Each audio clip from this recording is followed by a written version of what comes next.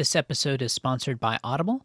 Get a free audiobook of your choice that you get to keep with their free trial. You can learn more at lutherancartographer.com/audible.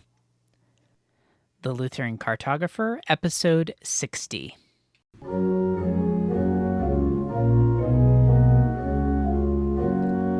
Welcome to the Lutheran Cartographer, the podcast where we explore what it's like to be Lutheran in different places. I'm your host, Nicholas Weber. Today we are going to Hayden, Idaho, which is a suburb of Coeur d'Alene, to talk to Pastor John Bombaro. He is the pastor of Blessed Sacrament Lutheran Church.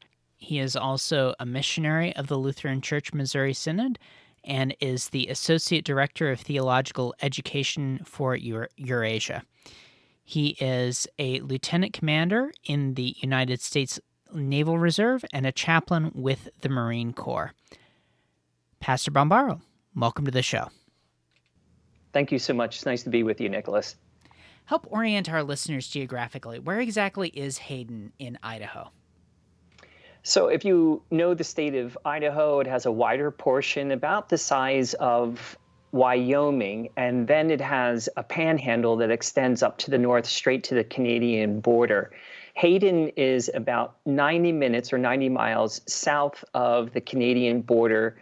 The closest U.S. town to the border would be Bonners Ferry. So moving south from the Canadian border, Bonners Ferry, Sandpoint, and then you come to Coeur d'Alene, and Hayden is, as it were, a suburb of Coeur d'Alene, which itself is a city of about 35,000 people. Hayden maybe somewhere around 5,000 to 7,000. Good deal. Tell us a little bit about yourself and how you came to Hayden. I'm an LCMS missionary. I'm the assistant director for Eurasia and the associate director of theological education for Eurasia. I do lecturing and curriculum building as well as mentoring at the Riga Lutheran Academy in Riga, Latvia. My current assignment and work has me building curriculum not only for the Riga Lutheran Academy, but a future satellite site that we'll have in Wittenberg, Germany. And so most of my work right now consists of coordinating, resourcing, and teaching, utilizing work that of completed curriculums that we have at Concordia University in Irvine, but also liaising with Wisconsin, Concordia University, Chicago, Ann Arbor, and huge support of our work thus far has come from Concordia Theological Seminary in Fort Wayne. So as a LCMS missionary, wherever I find myself, it's about sharing the gospel and catechizing God's people. A couple of families had approached me and asked if I would be willing to catechize their children for First Holy Communion, which I was happy to do. The parents sat in on that teaching. They said, we would like more of this, and we would like to organize a church. And so in the space of a few months, we were able to attract a couple of dozen parishioners and launched Blessed Sacrament Lutheran Church. We started meeting first in our kitchen, then living room, then moved to someone's garage. And now, happily, we are renting a church nearby right here in Hayden itself. In addition to that, I'm also a chaplain or the Ministry to Armed Forces within the LCMS. This is another important outreach of the Missouri Synod, where I serve as a reservist in the United States Navy as a chaplain. My current assignment is with the Marine Corps, and it's been with the Marine Corps now for, I think, about the last 4 years. Prior to that time, I was with a construction battalion in the Navy, and then before that for about 3 years with the Marines once again in their air wing. So 3 different hats. I'm principally a missionary for the Missouri Synod. I'm also a chaplain with the Missouri Synod, and I'm the vacancy pastor and the founding pastor for Blessed Sacrament Lutheran Church in Hayden. And then lastly, and more importantly than perhaps all of that, aside from being a baptized child of God, thanks to his grace, I'm the husband of Melinda Bombaro, 25 years, and we have 4 children. Sophia, who's 17, Marie, 15, Anna, who's 13, and then our son, Luca, pulling up the rear at age 11. Fantastic. So, Pastor Bombaro, it sounds like you've been in many different places. How would you contrast them with where you are now in Hayden? Well, we've planted churches in the island of Kauai. That's St. Matthew's Lutheran Church, where happily William Pierce has recently been called as the pastor there. That was an amazing experience, and I can't say enough about our Kauaian Lutherans out there. Perhaps the most committed, truly serious in terms of doctrine, their commitment to the confessions and our liturgy amongst any Lutherans throughout the country. They're to be commended in that way. Hayden compared to Kauai, well, I mean, the obvious thing is the difference in seasons. So while you're enjoying almost perpetual summer on the island of Kauai in a tropical region, we have all four seasons very distinctly in North Idaho. We are in the midst of winter, but also experiencing something of a mild winter. Today it'll be almost 50 degrees, which is very unusual, but by the end of the week, the snow comes back and that sort of thing. Similarly to Kauai, it's mountainous. So we're surrounded by mountains on all sides, which make for really beautiful scenery in the higher altitudes. Picture snow-capped mountains and then descending ponderosa pines and other giant trees. We lived for quite some time in Scotland and England, and neither of those countries are particularly mountainous. Even the tallest of mountains in Scotland would be dwarfed by even the mid-sized mountains here in North Idaho, much less as you move toward Montana and elsewhere. In addition to that, having lived in Washington, D.C. as well, during our tenure when I was serving as a chaplain at the Chief Chaplain's office in the Pentagon, that region there tends to be swampy. There's a reason why they call D.C. the swamp, and it's because it's literally built on a swamp. The Pentagon itself was drained swampland, and just like Venice, they drove pillars into the ground, pylons, in order to build the Pentagon upon it so that the whole thing didn't sink and be washed away by the Potomac. This is not swampy land up here, although it is the land of lakes and such, but they're usually the results of runoffs from rivers and mountains and that sort of thing. We were 12 years in San Diego. Again, there will be a big climate difference between Hayden and San Diego in that, again, we have all four seasons, whereas in San Diego, I would say there's basically two seasons. You have summer and you have fall-like weather that stretches from maybe December through June, with the May gray and the June gloom sort of climaxing their kind of fall-like experience. Lots of sunshine. Something that's agreeable, I think, to a lot of people. You would think that up here in the Northwest, it would be constant gray and rainy and such, but it really isn't that way. In the summer times, they will have drought conditions and go many weeks without any rain. The winter tends to be a bit more overcast, and in that way, it's perhaps a little more like Britain. So that should sum it up. Picture a beautiful area full of wide valleys, mountains all around, pine trees and other spruces galore, and the smell of nature. Wonderful. Tell us, what are some of the best things about living in Hayden? Well, it's basically indoor-outdoor living. It's sort of just like the British, they become accustomed to living in the weather. In the winter months, people in North Idaho are acclimated to the weather and will be outside. Just simply because there's snow on the ground doesn't mean you cloister yourself and you're locked in. No, everyone will be out doing their routine walks, and you'll find joggers and that sort of thing, even in the midst of winter. And then there's a whole host of winter sports as well, everything from ice skating to downhill skiing, snowshoeing, cross country. There is, ATVs, riding in the woods, snowmobiles, and of course, hunting and fishing. There's a lot of gaming up here in that regard. So it's definitely indoor-outdoor living, and that's to be perhaps the most commendable part. In addition to that, having grown up in Philadelphia, the city of brotherly shove, the people up here are really friendly, and I think that's one thing that we have appreciated. It's also, I would say, the other distinguishing feature is its political and social conservatism, which this area is renowned for.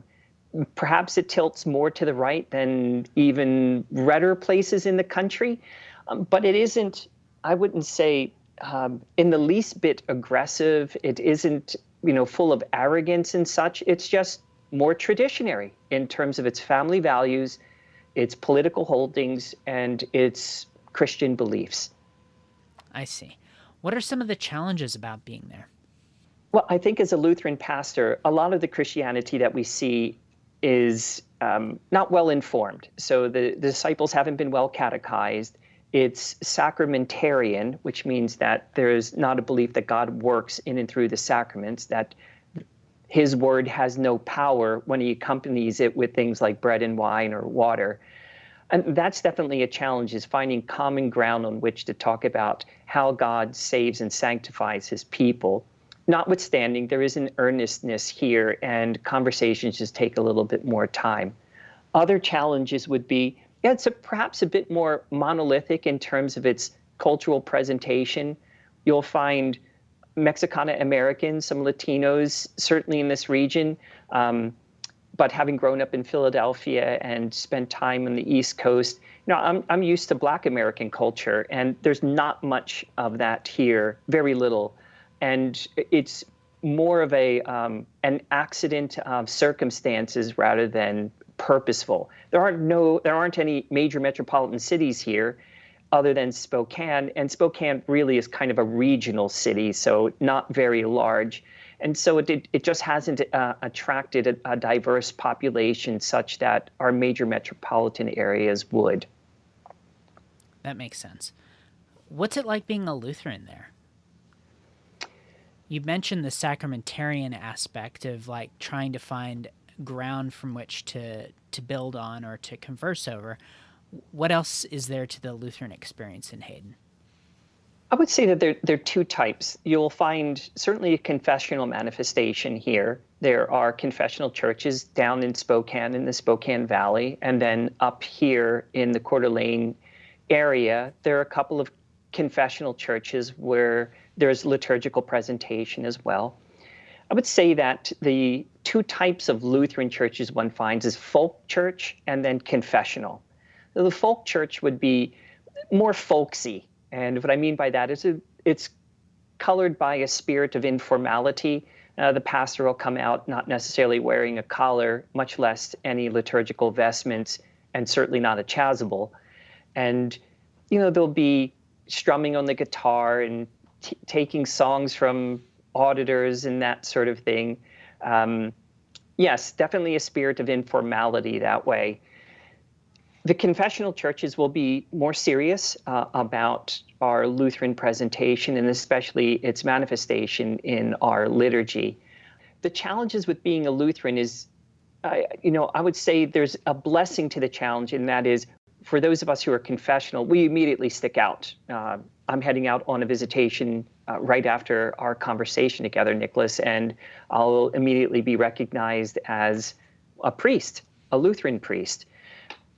There's a clear recognition that Roman Catholic priests, Lutheran pastors, and Anglicans so given to the retention of our confessional and liturgical holdings demarcate us.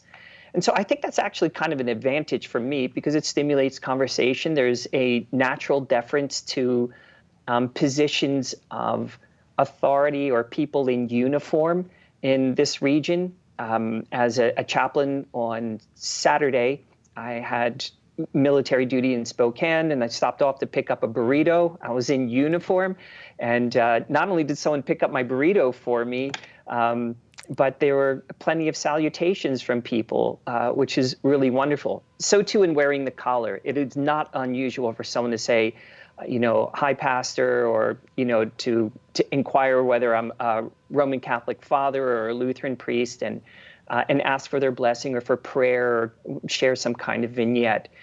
So there's that ability for Lutherans to demarcate themselves. I think that the other thing, too, is that given our catechetical tradition, and we found this with our children in the school that they attend, which is a marvelous school, our children are clearly well catechized in comparison to other children. And that's just simply because the evangelical tradition doesn't have a catechism per se, much less those rites of passage that give us Christian identity and form us: holy baptism, first Holy Communion, confirmation, and then training in our vocations. So I think that there are advantages to being Lutheran here.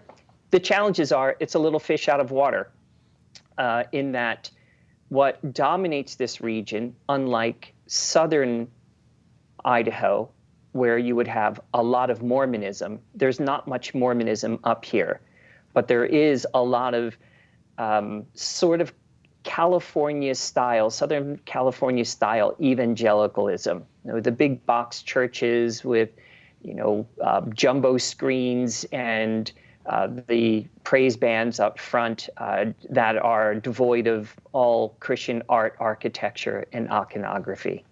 For our listeners that might have not picked up on what Pastor Bombaro was just saying, he's wearing a collar right now. I can see him on video. So that's what he was saying when he would be immediately recognized as a Lutheran priest. I want to go forward and ask about that folksy aspect. Does that also tie into the American evangelicalism that you were just talking about with the big box churches, that kind of folksy influence? Yeah, I think that there's a degree of assimilation that takes place in regions such as this. So, for instance, when Lutheranism first came to the United States, into the colonies and such, it had to compete with dominant Calvinism, the Reformed faith. And so it shed some of its, I would say, Lutheran holdings in terms of outward accoutrements and those sort of things. It adopted more of a American political business structure, right, with district presidents and that sort of thing, rather than an Episcopal structure. And that was very conscious to assimilate, but also to establish some distance from Roman Catholicism. Now, that has its positive effects, but also some negative ones, in that there's something lost, right? Whenever you shed a tradition or heritage, there's meaning or significance that's lost. So too in this region, in the dominant form of American evangelicalism, which is given almost entirely to radical informality, sort of casualness that caters to the comfort of the congregants, and that there's something of a consumeristic presentation to the worship service and even to the care of parishioners, that sort of thing, that there's been something of an assimilation of that here, where there's greater parishioner involvement even in the divine service. Indeed, even if the term divine service is even used, much less our confessional language of Mass, which we find in Article 24. And you would not find pastors referring to themselves in their vocation as a priest, like our confessions do. It would be pastor. And so more of a closer assimilation or association with evangelicalism up here. So yes, we've had a chance to visit a number of the Lutheran churches up here, and we have seen where there's been, no, I don't want to use this in a pejorative way, something of a syncretism with the evangelical presentation, and that gives it something of that folksy environment or folksy culture. Now, the positive note about that is it fits into the region. Really, people feel comfortable with that. The negative thing is that the Lutheran distinctions are minimized at that point. And these are important distinctions, particularly when it comes to the doctrine of justification and our affirmation of the real voice and real presence of Christ, particularly during the Holy Communion service, which for Lutherans is supposed to be the only service that we provide on Sunday, although we have other services, canonical services, throughout the other times of the week. That makes sense. Let's take a moment for a word from our sponsor. Folks, if you like podcasts, you will enjoy Audible. It's a service that gives you an audiobook to listen to each month of your choice from a large library. And they want to get you started with a free trial offer that includes an audiobook that you get to keep. So go to lutherancartographer.com/audible to get your free audiobook and start your free trial today. If you're looking for a book to check out, I'd recommend looking at Martin Luther's Table Topics, all sorts of wit, levity, but also good, solid theological insights from Luther as well. Check it out at lutherancartographer.com/audible. Let's get back to the show. Let's go on and talk about what it's like to raise a family there.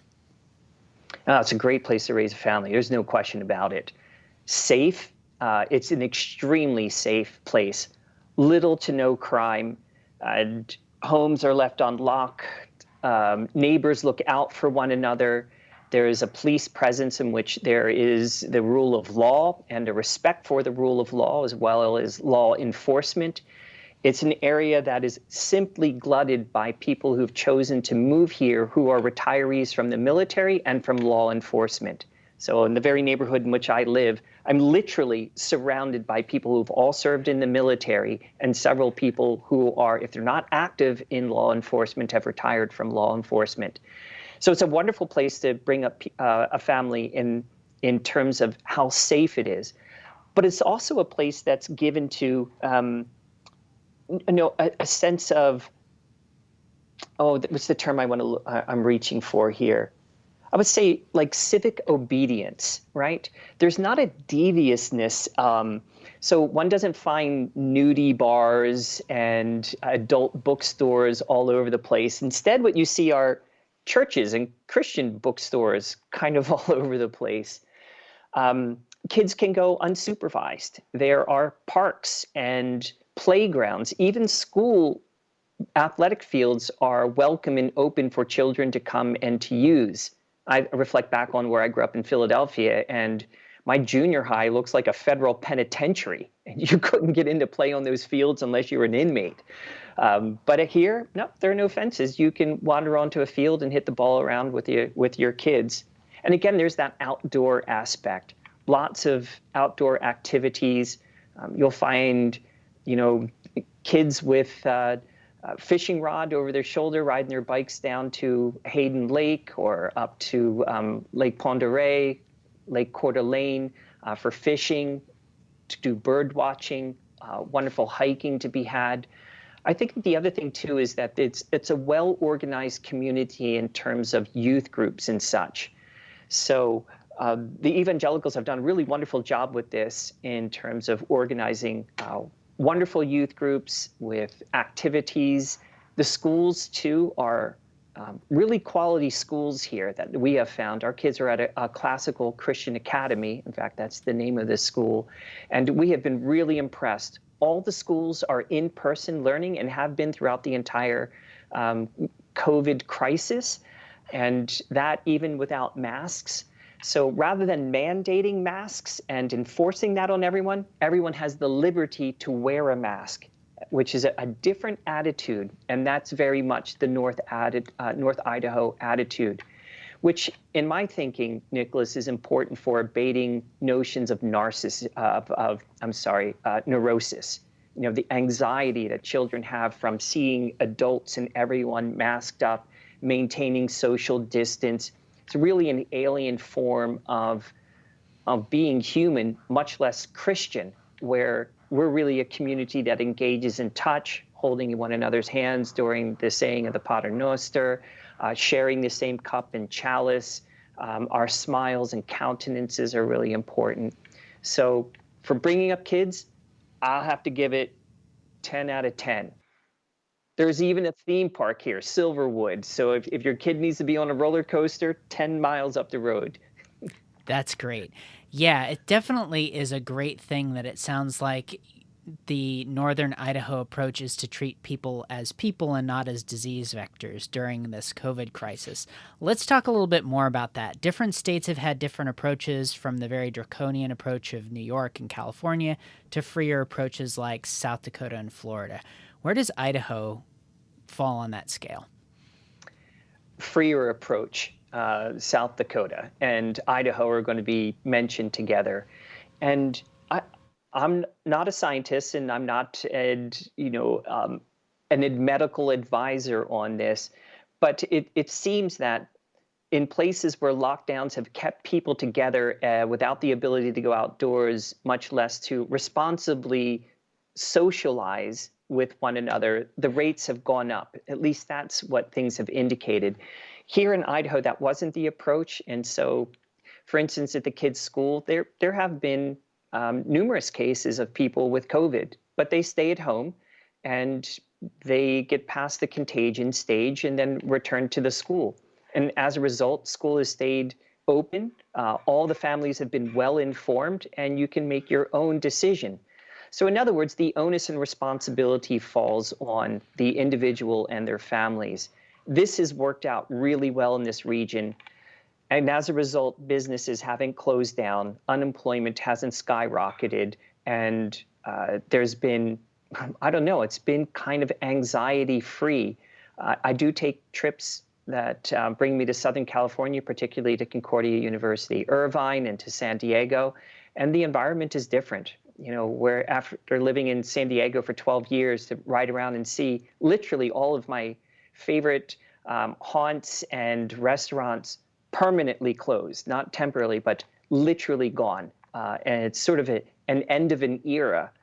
Makes me wonder what will happen to the micro and nano brewery industry, which was really flourishing in the US. But that's an industry that requires a lot of capital to output in the beginning in terms of the establishment of all the hardware that one needs for doing such brewing, if these will recover again.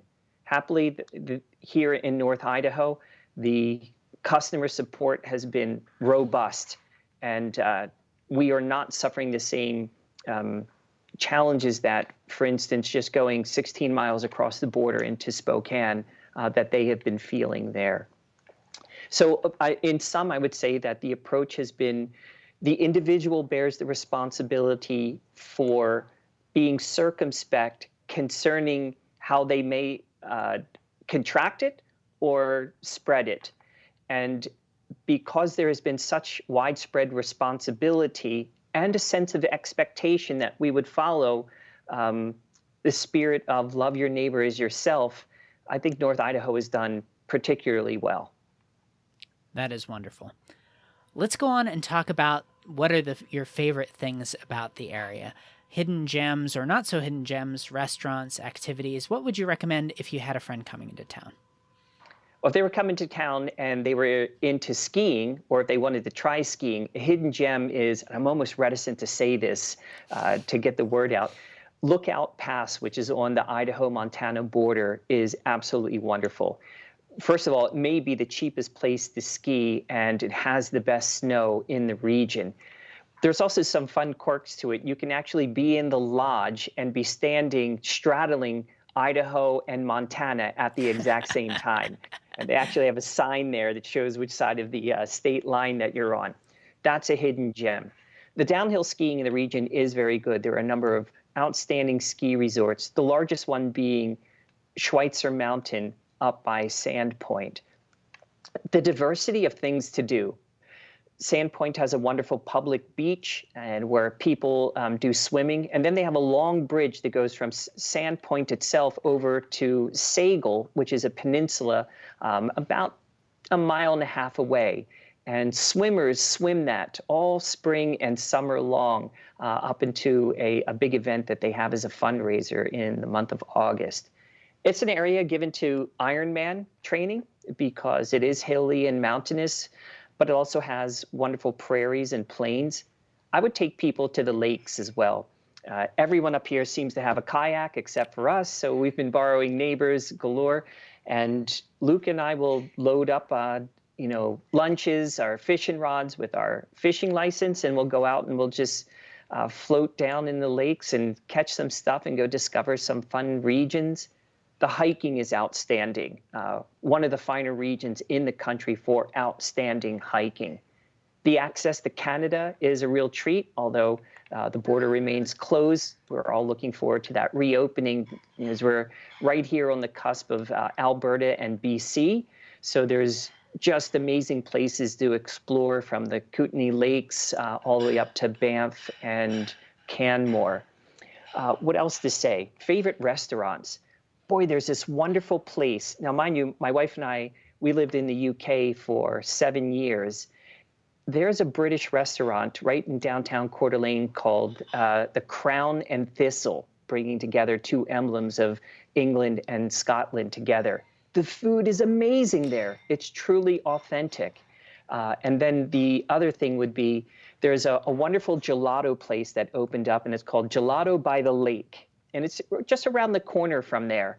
Well, the owners of Gelato by the Lake, which just recently opened up, they actually have brought in an Italian fellow with all of his own recipes to make authentic Italian gelato. So we kind of feel like it's the best of both worlds, where you can get really good British food, right? And that almost sounds like a misnomer, but cuisine is really on the uptake in the UK.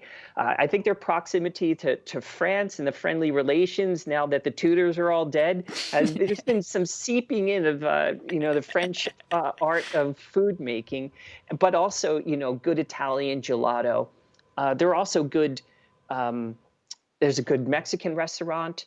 There's an Italian place called Radici's right down the street here. And the other thing is the prices are really reasonable. You're not breaking the bank by coming up here to vacation. When friends come, that's what we're doing. We're taking them to all of those locations. Also to the longest floating boardwalk in the world is on Lake Coeur d'Alene. There is a cruise that you can take out there. We did this maybe 3 weeks ago. We had a friend here from Romania, and we saw 18 bald eagles out there that day. You get up close and personal. They'll even go around, circle the boat and such. So it's a treat to see a bald eagle, much less 18 of them in their own natural habitat. Yeah, so these are some of the wonderful features of the Hayden, North Idaho region. Fantastic.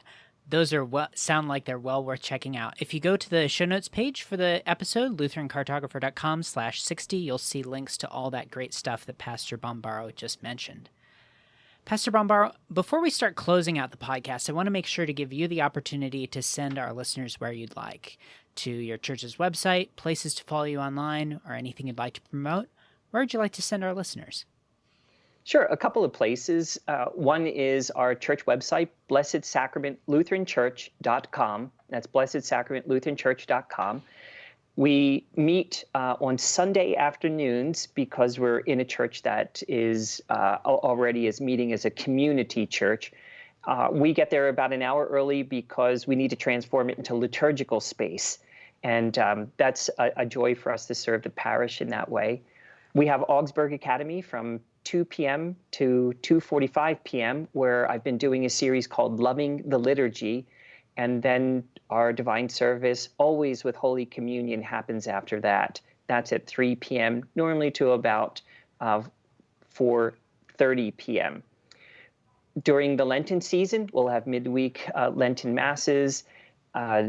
Other links that I would send people to in terms of where I do some work, I have opportunities to speak on issues, etc., from time to time. I would certainly commend their podcasts along with your own. And then I do a lot of writing for 1517 on craftofpreaching.com. So I write a pericope lesson on the epistle every week, and then I'll have a feature essay about once every 2 to 3 weeks or so. Fantastic. Thank you so much for your time today, Pastor Bombaro. What are your parting thoughts for our listeners? That the idea of habit is very important, and it's something for us to consider right now. When people stay away from church, whether by necessity in terms of government mandate or fear of contracting illness or something to that effect, we begin to form different habits. And it only takes, they say, about 6 weeks to establish a new habit. Well, with COVID restrictions coming up on a year now, people could be getting into the habit where normative church for them happens online. But this can never be normative because we don't live in 2-dimensionality. We live in 3 dimensions. The attendance to be present in God's word. The church needs you, and you need the church. In the church, Christ is present in his real voice and his real presence in Holy Communion, but also in Holy Baptism. And you need that. Holy Communion is the viaticum. It is the food for the journey of life that brings us through death. And then so too, the church needs you. We can't be that community that faces things like death itself without being bonded together. So I would say, let's trust in the Lord and fear not, and remember that the church can only be as strong as her members are galvanized together in real presence with one another in the Word and Sacrament. Absolutely. Thank you again. God's peace. The Lord be with you. Thanks for listening to the Lutheran Cartographer. For more about the things that we talked about today, see the show notes page at lutherancartographer.com/60. Lots of cool things if you're ever in the Coeur d'Alene area. Great stuff to check out. I'd like to remind you about that Audible offer. You can get a free audiobook that you get to keep for starting your free trial at lutherancartographer.com/audible. Make sure you're subscribed to the show on iTunes or on Stitcher or in your podcast app so you don't miss an episode. And if you have a moment, I'd appreciate it if you'd leave me a rating and a review on iTunes. That way more people can see the show and enjoy it. Until next time, I'm Nicholas Weber. Thanks for listening. I'll talk to you soon.